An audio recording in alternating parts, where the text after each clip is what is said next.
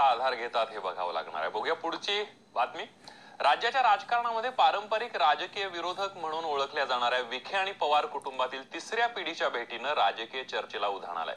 पवारांचे नातू रोहित यांनी विखेंचे नातू सुजय यांची प्रवरा लोणीमध्ये जाऊन भेट घेतली।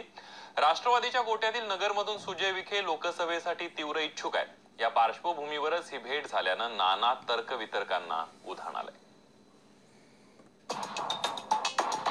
रोहित पवार सुजय विखेंना भेटले।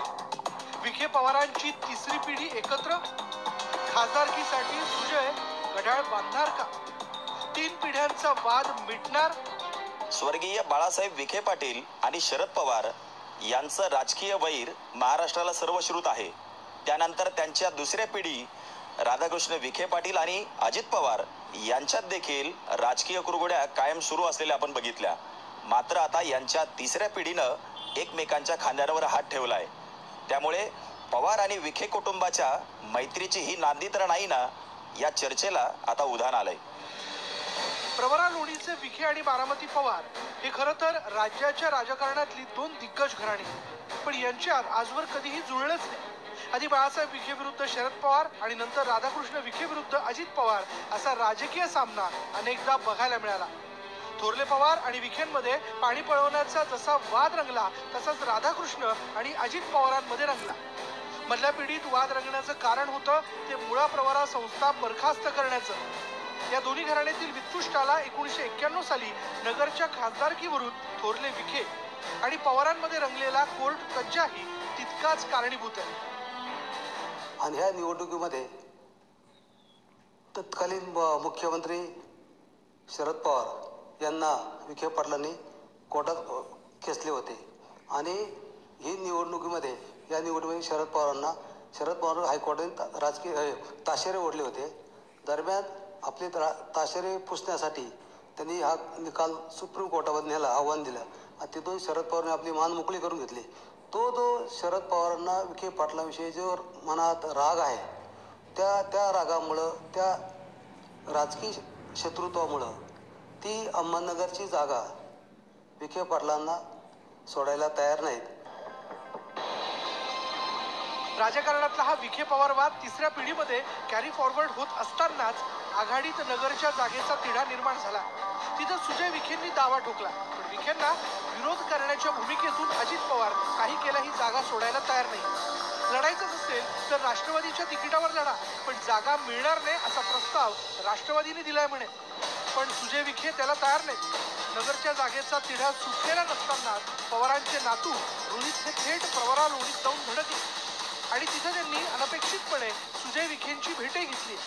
आता विखे पवारांची तिसरी पिढी एकमेकांना भेटली म्हटल्यावर चर्चा तर होणारच ना। आता चर्चा झाली म्हटल्यावर इतर युवा नेते त्यांना सल्लेही देणारच ना। मला असं वाटतं की रोहित पवारांनी तिथे राजकीय यांनी गेले असतील असं मला वाटत नाही, परंतु ते झालं असेल तर अतिशय चांगलंच आहे।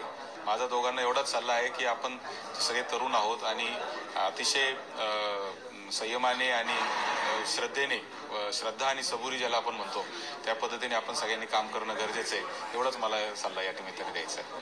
विखे आणि पवार कुटुंबीय सहकार आणि साखर हे उत्तमच जाणतात। यामुळंच यांची घराणी गेली अनेक दशकं महाराष्ट्राच्या राजकारणात स्वतःची वेगळी अढळ अशी स्थान निर्माण करून राहिली। अशा सगळ्या परिस्थितीमध्ये दोन नव्या पिढीने स्वतःच्या नवीन राजकीय वाटचालीची साखर पेरणी केली आहे। सुजय आणि रोहितच्या भेटीमागचं खरं कारण अजून समोर आलं नसलं तरी या दोन राजकीय घराण्यातील कौटुंबिक संबंधाचा एक जुना संदर्भही इथं आवर्जून सांगावासा वाटतो, आणि तो म्हणजे रोहित पवारचे आजोबा आप्पा पवार हे काही काळ विखे पाटील साखर कारखान्याचे MD देखील होते म्हणे, आणि स्वतः शरद पवारांचं माध्यमिक शिक्षण ही प्रवरा लोणीतच झालंय बरं का। भले मग ते रयत शिक्षण संस्थेत का असेना। रोहित पवार हे शरद पवारांचे नातू आणि शरद पवारांचे ज्येष्ठ थोरले बंधू दिनकरावर आप्पासाहेब पवार हे प्रवरा शुगर फॅक्टरीमध्ये MD होते। त्यामुळे पद्मश्री विखे पाटील आणि बाळासाहेब विखे पाटील यांच्याशी त्यांचा घरोबाचा संबंध होता। दीर्घकाळ ह्या प्रवरा कारखान्यावरती नोकरीला असल्यामुळं ते ह्या परिसरामध्ये त्यांचं जाणं येणं आणि वास्तव्य होतं। त्यामुळे त्यांचा नातू हा रोहित पवार इथं त्याचं येणं जाणं आहे, प्रवारीचे त्याचे संबंध आहेत, ऋणानुबंध आहे ते फॅमिलीचे. सुजय विखेंना नगरमधून लोकसभा लढवायची आहे, तर रोहित पवारांचं नाव कर्जत विधानसभेसाठी चर्चिलं जात आहे. त्यामुळे राष्ट्रवादीने सुजयसाठी नगरची जागा सोडली तर कर्जत विधानसभेसाठी विखे देखील नक्कीच पवारांना मदत करू शकतात. खरोखरच असं झालं तर विखे पवारांची ही तिसरी पिढी जुन्या राजकीय वादाला कायमची फुटपाथी देऊन सामंजस्याने नक्कीच एकत्र येऊ शकतात.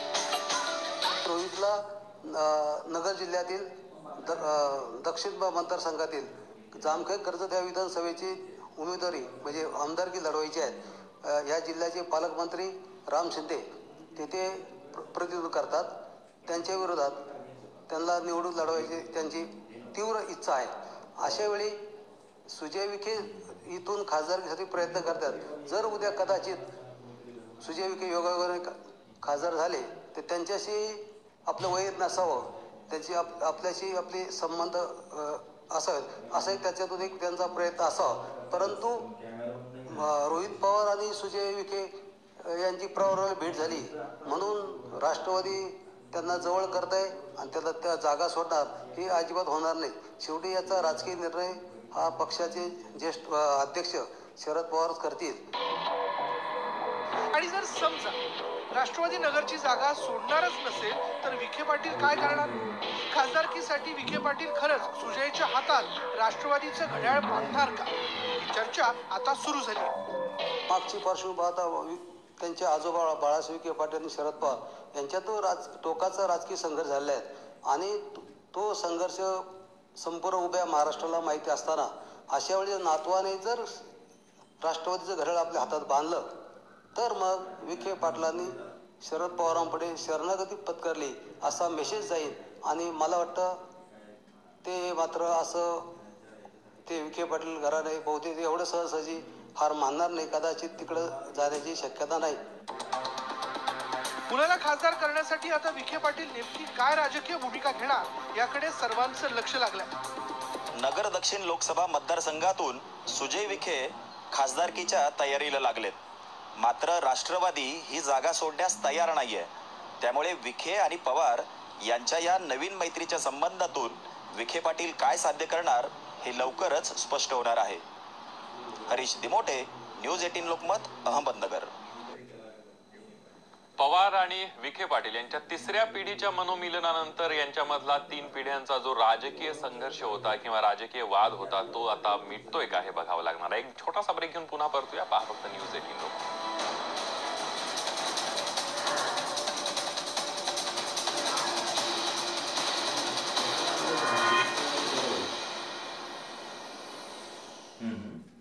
अधिक दूध, अधिक उत्पादन, अधिक नफा म्हणजे सोनाई पशुखाद्य.